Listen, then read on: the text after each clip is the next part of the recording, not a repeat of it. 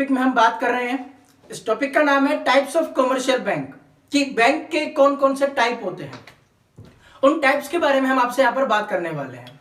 तो बैंक के कौन कौन से टाइप्स होते हैं, तो चलिए देखिए। यहाँ पर बैंक का फर्स्ट टाइप होता है public sector bank. Public sector bank का मतलब होता है सार्वजनिक क्षेत्र का बैंक। दूसरा टाइप है यहाँ पर प्राइवेट सेक्टर का बैंक, इसका मतलब है निजी क्षेत्र का बैंक।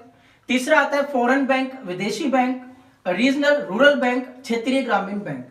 इन चारों बैंक के टाइप्स के बारे में हम डीपली तरीके से स्टडी करते हैं। यहाँ पर जो आपका फर्स्ट टॉपिक है पब्लिक सेक्टर बैंक, इसका मतलब क्या होता है।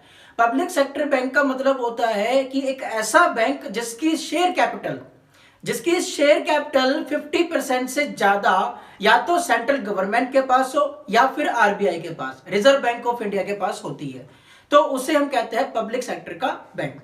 यहां पर स्टेट गवर्नमेंट के पास आपका शेयर कैपिटल नहीं होना चाहिए, या तो आपके सेंट्रल गवर्नमेंट के पास हो या फिर हो आपके आरबीआई के पास। आरबीआई या सेंट्रल गवर्नमेंट के पास शेयर कैपिटल होगा तो ही हम इसे बोल सकते हैं पब्लिक सेक्टर का बैंक। और इसका जो मैनेजमेंट होता है ये हमारे यहाँ पर सेंट्रल गवर्नमेंट के द्वारा किया जाता है, और इसका कंट्रोल जो है वो आरबीआई के द्वारा किया जाता है। सेकंड जो टॉपिक है आपका वो है प्राइवेट सेक्टर का बैंक। प्राइवेट सेक्टर की बैंक की यदि मैं बात करूं तो प्राइवेट सेक्टर का बैंक का मतलब होता है जिसकी शेयर कैपिटल मोर देन 50%, मतलब 50% से ज्यादा या तो पर्सनल किसी पर्सन के पास हो, प्राइवेट कोई पर्सन के पास हो, या फिर कोई प्राइवेट ऑर्गेनाइजेशन के पास हो। यहां पर मैनेजमेंट का काम तो वो पर्सनल जो हमारा पर्सन है, एक प्राइवेट जो पर्सन है, प्राइवेट ऑर्गेनाइजेशन है, मैनेजमेंट तो वही करता है, लेकिन कंट्रोल जो है वो आरबीआई के द्वारा किया जाता है। एग्जांपल से समझते हैं। आप लोगों ने पंजाब नेशनल बैंक का नाम सुना होगा, वो एक नेशनलाइजेशन वाला बैंक है, मतलब यदि मैं बात करूं तो वो पब्लिक सेक्टर का बैंक है। एसबीआई बैंक के बारे में बात करूं मैं, एसबीआई की जितने भी ब्रांचेस है जो कि 1 अप्रैल 2017 से पहले थी, जैसे state bank of Jaipur and Jodhpur, ये भी हमारा क्या था 1 अप्रैल 2017 से पहले इस तरीके की बहुत सारी ब्रांचेस ओपन थी, जो कि 1 अप्रैल 2017 के बाद सारे के सारे एसबीआई में कन्वर्ट कर दिए गए हैं। ये भी हमारा पब्लिक सेक्टर का ही बैंक है। प्राइवेट सेक्टर बैंक के एग्जांपल की मैं बात करूं, यहाँ पर HDFC bank, axis bank, ICICI bank, ये सब हमारे प्राइवेट सेक्टर के बैंक है, जिसका मैनेजमेंट जो है वो एक प्राइवेट इंस्टीट्यूशन या फिर प्राइवेट ऑर्गेनाइजेशन करता है, लेकिन इसका कंट्रोल कौन करता है, आरबीआई करता है।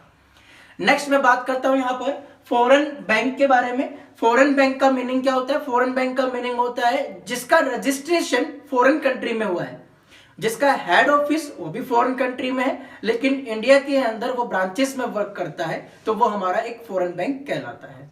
जैसे Abu Dhabi commercial bank, bank of America, ये हमारा फॉरेन बैंक कहलाता है। देखिए यहाँ पर रजिस्ट्रेशन इन फॉरेन कंट्री, और हेड ऑफिस जो है वो भी फॉरेन कंट्री के अंदर है, लेकिन work in branches in India.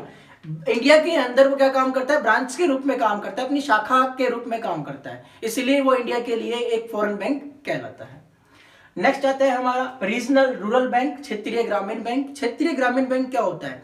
क्षेत्रीय ग्रामीण बैंक एक ऐसा बैंक होता है जो अपने कंट्री के हर एक स्टेट के छोटे से छोटे विलेज में, छोटे से छोटे टाउन में अवेलेबल होता है। अवेलेबल किस लिए होता है, जो वहाँ के लोग होते हैं, वहाँ के लोगों की फैसिलिटी को देने के लिए।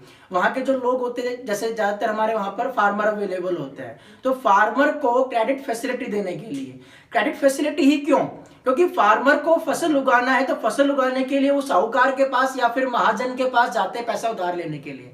अब पैसा उधार लेने के लिए उनके पास जाते हैं तो वो ज़्यादा मात्रा में इंटरेस्ट है जो वो बनाते हैं। जैसे ही अपना फार्मर है जो वहां से उधार पैसे लेता है, किसान जो है वो फिर खेती करता है, खेती करने के बाद सामान बेच करके आता है, बेचने के बाद जो साहूकार और महाजन होता है वो ज्यादा मात्रा में इंटरेस्ट लेता है, जिसकी वजह से वो उस क्रेडिट फैसिलिटी जो साहूकार और महाजन ने दी थी उसका उधार चुका नहीं पाता है। उधार नहीं चुका पाने के कारण वो सुसाइड करता है। तो इस बात को ध्यान में रखते हुए हमारी सेंट्रल गवर्नमेंट ने सोचा कि हमें हर एक विलेज के अंदर एक छोटे से छोटा बैंक तो अवेलेबल कराना है। क्यों कराना है, अपने फार्मर को क्रेडिट फैसिलिटी देने के लिए। उसे जो भी टूल चाहिए, जो भी उसे सीड चाहिए, बीज चाहिए, तो वो सभी उसे हम क्रेडिट फैसिलिटी पे अवेलेबल करा देंगे। जैसे ही वो किसान जो है अपना फसल को उगाने के बाद फसल को बेच करके आएगा तो उस उधार को वो बैंक को चुका देगा और हम नॉर्मल इंटरेस्ट चार्ज करेंगे। इससे होगा क्या, हमारा फार्मर जो है वो सुसाइड जो केस होता है वो नहीं होगा फार्मर का। तो ये थे आपके बैंक के 4 टाइप, जहां पे फर्स्ट टाइप जो था वो था पब्लिक सेक्टर का बैंक। दूसरा टाइप जो था वो था प्राइवेट सेक्टर का बैंक, तीसरा टाइप जो था वो था फॉरेन बैंक, और फोर्थ था हमारा रीजनल रूरल बैंक। तो आई होप आपको ये समझ में आया होगा, और अधिक जानकारी के लिए आप हमारे यहाँ पर कमेंट भी दे सकते हैं और कमेंट के जरिए बता सकते हैं कि आपको किस टॉपिक के ऊपर नेक्स्ट वीडियो चाहिए। आज का मेरा क्वेश्चन ये है कि RBI, reserve bank of India, हमारे इंडिया का सेंट्रल बैंक जो है, रिजर्व बैंक ऑफ इंडिया का एस्टेब्लिशमेंट कब हुआ, आपको ये बताना है, और इसका आंसर आपको वीडियो के कमेंट में देकर के बताना है। Thank you very much. Raindrop, drop top, top smoking, no cooking the hot pot. Fucking on your bitch, yeah, that. Looking up, open the park.